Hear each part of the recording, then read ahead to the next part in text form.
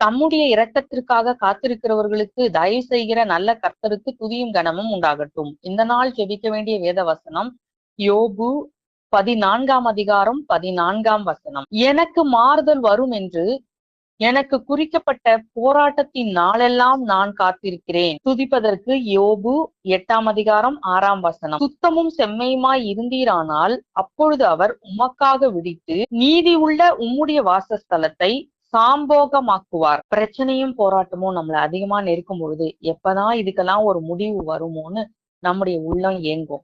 அப்படிப்பட்டவங்களா நாம இருந்தா கர்த்தருக்காக நாம காத்திருந்து கர்த்தரே நம்முடைய வாழ்வில் இருக்கிற எல்லா தீமையும் மாற்றி நம்முடைய பிரச்சனைகளுக்கு ஒரு முடிவு கொண்டு வரக்கூடியவர் என்றத உணர்ந்து அவரை நோக்கி பார்க்கலாம்.